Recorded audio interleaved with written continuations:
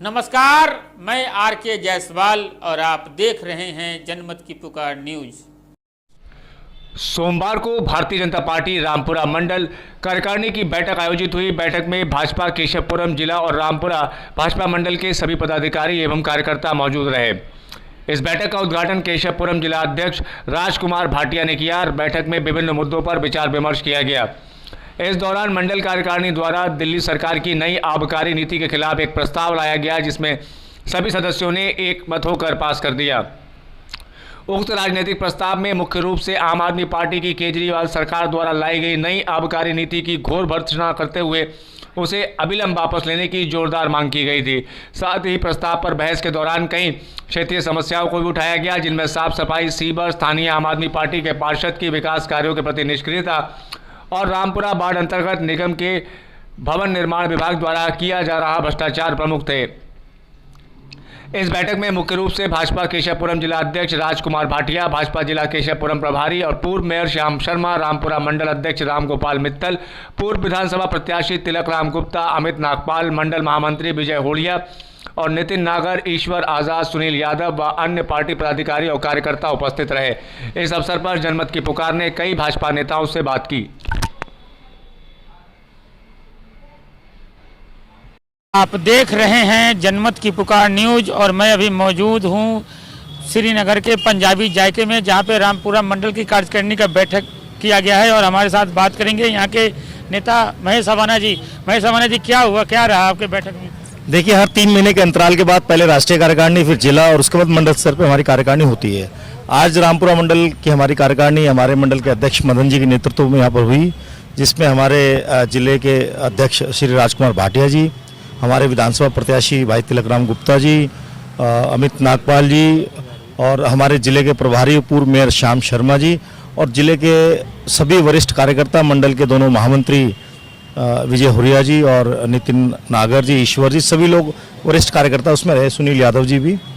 और उस बैठक में ये निर्णय लिया, जो राजनीतिक प्रस्ताव के माध्यम से जो अपनी बात दिल्ली की जनता के सामने रख रहे हैं कि दिल्ली में जो उसने नई आबकारी नीति और एक्साइज पॉलिसी लेकर आए हैं, हम केजरीवाल जी से ये इस प्रस्ताव के माध्यम से हमने उनसे आग्रह किया है कि आप इस शराब नीति को वापस लें और जो आपका दोहरा चरित्र है, आप जहां पंजाब में उड़ता पंजाब और नशा मुक्त की बात कर रहे हैं और दिल्ली में आप दिल्ली के बस्ती वाले रिहायशी क्षेत्र में आप शराब का ठेका खोल रहे हैं, ये आपकी दोहरी नीति दिल्ली में। आदमी पार्टी के लोग कह रहे हैं कि पहले के लोग गलत शराब पीते थे, नकली शराब पीते थे, अब उनको बढ़िया वाला माल मिलेगा। नहीं, ये आम आदमी पार्टी की सोच है, लेकिन आप कॉलोनी के अंदर सर्वे कीजिए। जनमत की पुकार के आप मुख्य संपादक आर.के. जायसवाल जी, आप दिल्ली के प्रबुद्ध और जिम्मेदार नागरिक हैं।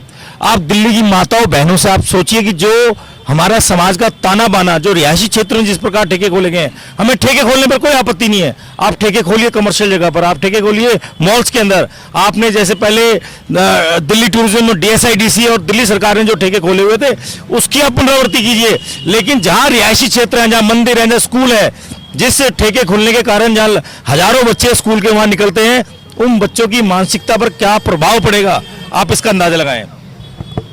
आजाद जी, जैसे यहाँ के विधानसभा के अध्यक्ष आम आदमी पार्टी के राजेंद्र शर्मा जी ने कहा है कि त्रिनगर में तो भाजपा के नेता का मकान है जिसमें शराब का ठेका खुल रहा है, रामपुरा में कांग्रेस के नेता का है।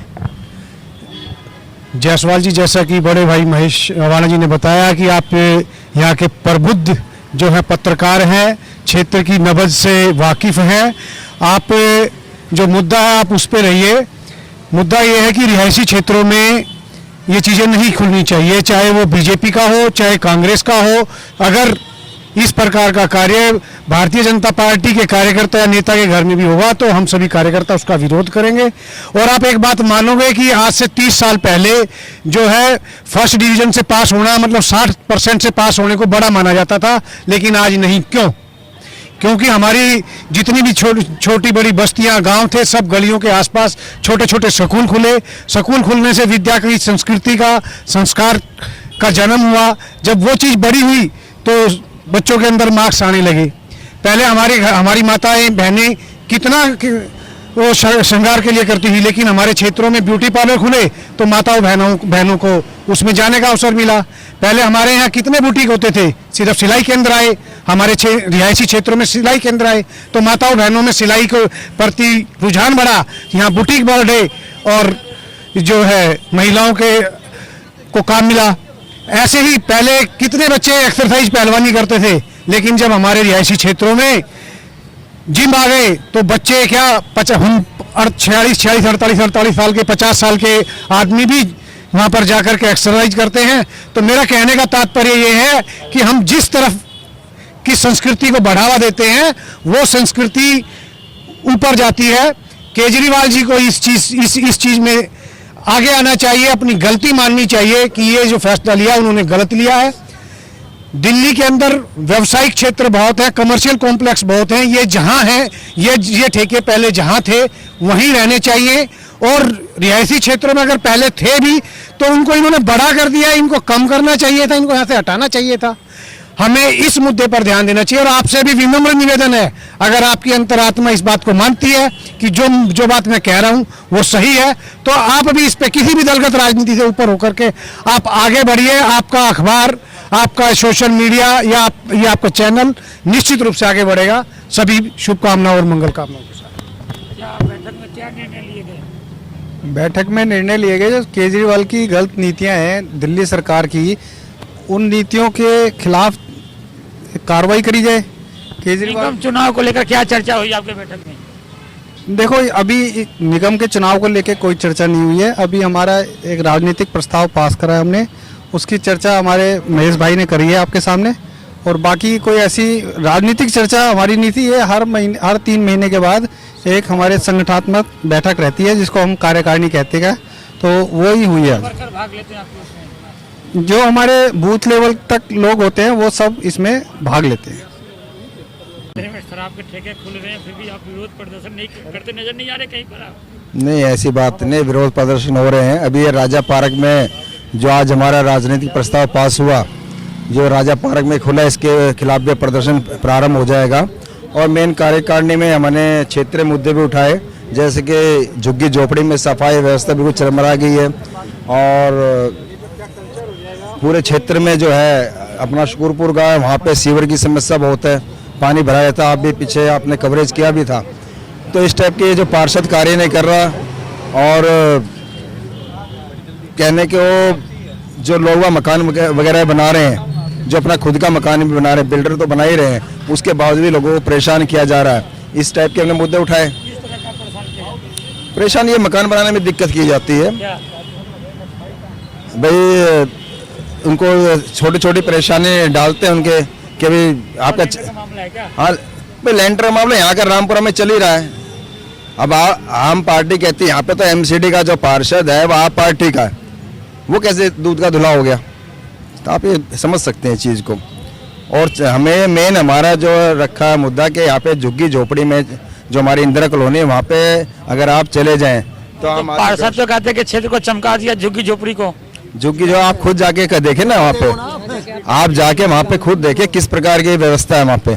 आप गए होंगे जायसवाल जी, बड़ी कवरेज आपको मेरे साथ चलिए, आपको साफ सफाई व्यवस्था क्या है दिखाएंगे।